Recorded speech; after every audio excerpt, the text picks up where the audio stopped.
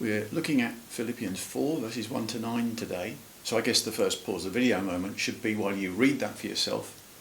And then go back to verse 1, please, and look at the different ways in which Paul describes his relationship with the Philippians. I'll just wait here for you. And welcome back. There's going to be quite a few commands from Paul in the verses that we're looking at today, all under the heading of stand firm in the Lord this way, so really important stuff.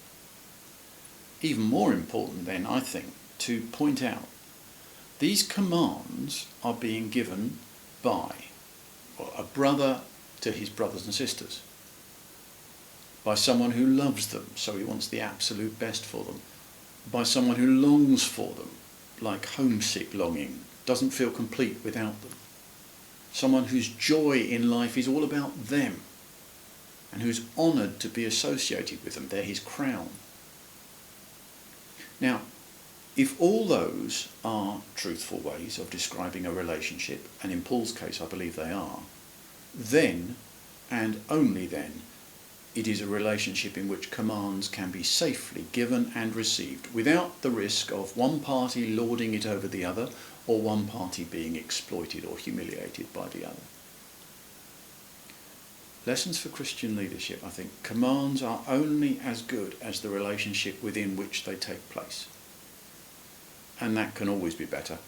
See Paul's prayer, Philippians 1 verse 9. All that said, in verses 2 and 3, Paul isn't commanding, he's pleading, asking. Because he wants to bring two people into harmony again, and they've fallen out, and you can't command people to agree, not if you want to get results anyway. Stop the video again and jot down all the different ways of expressing togetherness that you find in verse 3. And while you're at it, see if you can come up with some practical advice. When two people in the church have fallen out, how can we help them, as Paul wants us to?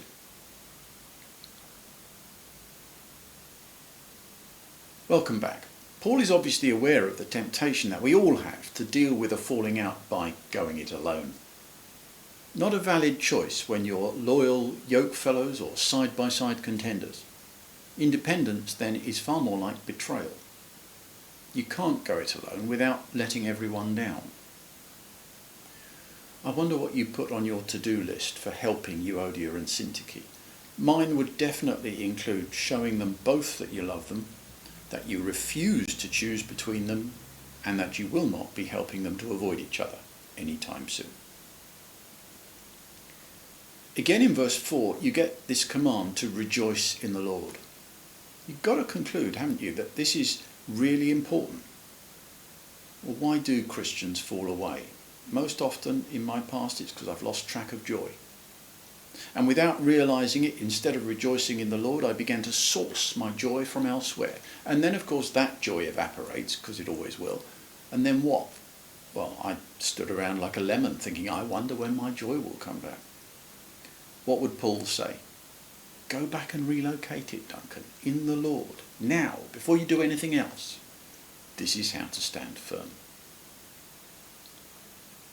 In verse 5, you get let your gentleness be evident to all in the NIV. The ESV has reasonableness. What does your version say?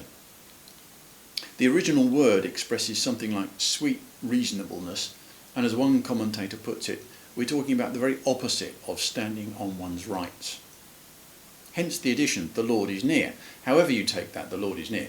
You know, in the presence of Jesus, our King, who abandoned his rights, how does it make any sense for us to be standing on our own rights? That was a rhetorical question. But pause the video again, if you will, and answer this one. If a church's sweet reasonableness is there for all to see, doesn't that make them kind of easy pickings?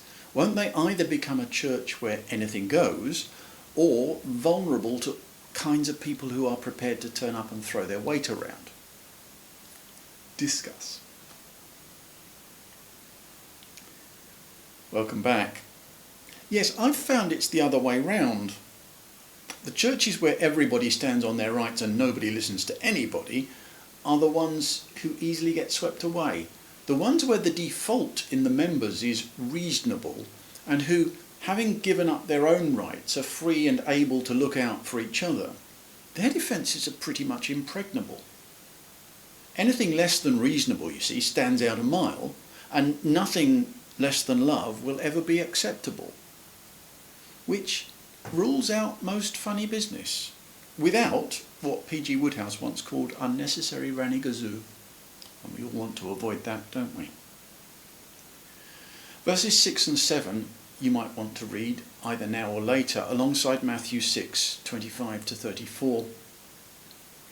We tend to think we have no choice about worrying, being anxious. But Paul thinks otherwise, so does Jesus.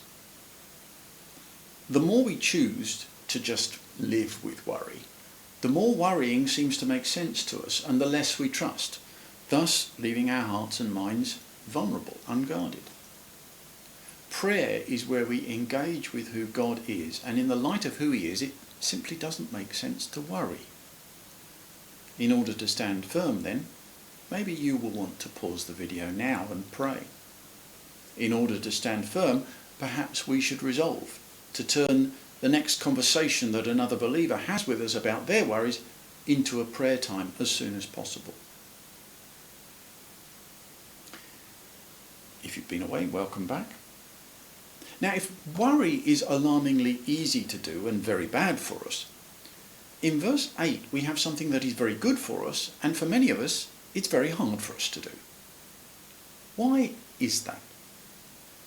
That wasn't a rhetorical question. This is designed as another pause the video moment. And welcome back.